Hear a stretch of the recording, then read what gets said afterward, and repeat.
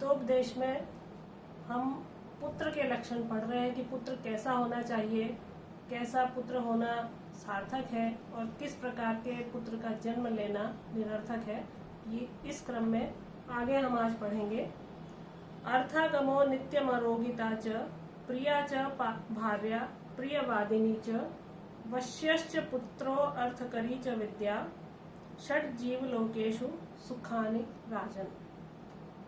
इस श्लोक में 6 प्रकार के सुख कौन कौन से हैं उनके विषय में वर्णन किया गया है और इसका अन्वय है, हे राजन, जीव लोकेशु नित्यम अर्थागमः अरोगिता च प्रिया च प्रियवादिनी च भार्या वश्यः पुत्रः अर्थकरी विद्या च षट सुखानि भवन्ति। हे राजन, जीव लोकेशु, इस जीव लोक में, इस संसार में, नित्यम हमेशा ही या सदैव ही, अर्थागमः धन की प्राप्ति हो जाना।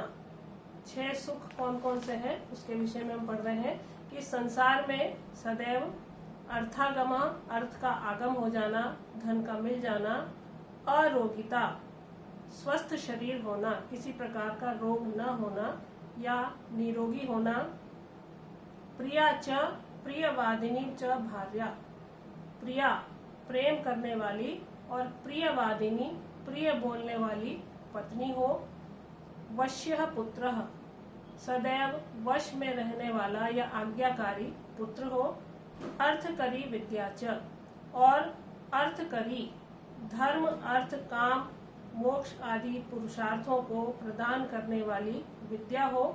एते षट सुखानि भवन्ति, ये 6 प्रकार के सुख बताए गए हैं।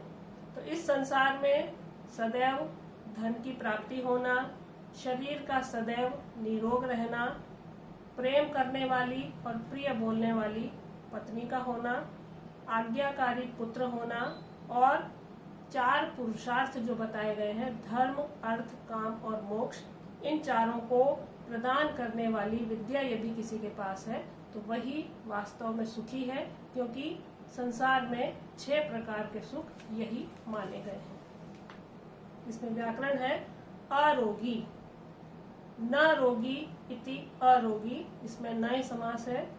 अर्थकरी, अर्थम कुरुते इति अर्थकरी। जीवलोकः, जीवानाम लोकः इति जीवलोकः। तो 6 प्रकार के सुखों के बाद अब हम आगे फिर पुत्र के बारे में पढ़ेंगे। को धन्यो बहुभिः पुत्रैः कुशला अपूर्णा ढकैः वरमेकः कुलालंबी यत्र विश्रूयते पिता। अन्वय है, कुशला पूर्णा ढकैः बहुभिः पुत्रैः कः धन्यः यत्र पिता विश्रूयते कुलालंबी एकः पुत्रः वरम। इसी आशय का एक श्लोक हम पहले पढ़ चुके हैं, अभी पहले हम इसका अर्थ देखते हैं। कुशला पूर्णा ढकैः, कुशा से या भूसी से भरा हुआ जो कक्ष है, कोष्ठागार है जहाँ पर धान रखा जाता है, ऐसा स्थान, वहां पर आढ़क कहते हैं एक विशेष प्रकार का माप जिससे अनाज को नापा जाता है।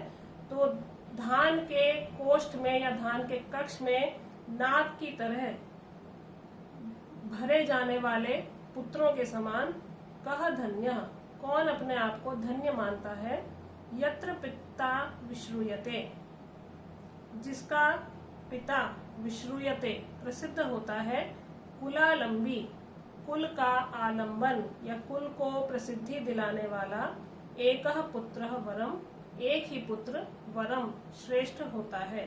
तो जहाँ धान रखा जाता है या भूसी रखी जाती है, उस कोष्ठागार में माप की तरह भरे जाने वाले, जैसे वहाँ अनाज भरा जाता है उस तरह से नाप की तरह बहुत भरे जाने वाले बहुत सारे पुत्रों से कौन पिता अपने आप को धन्य मानता है, जबकि पिता विश्रूयते, जिसका पुत्र कुलालंबी कुल का आलंबन हो या कुल को प्रसिद्धि दिलाने वाला हो, ऐसा ही पिता प्रसिद्धि को प्राप्त होता है और ऐसा ही एक पुत्र होना ही श्रेष्ठ है। बहुत से पुत्रों, मूर्ख पुत्रों की अपेक्षा एक श्रेष्ठ पुत्र होना ही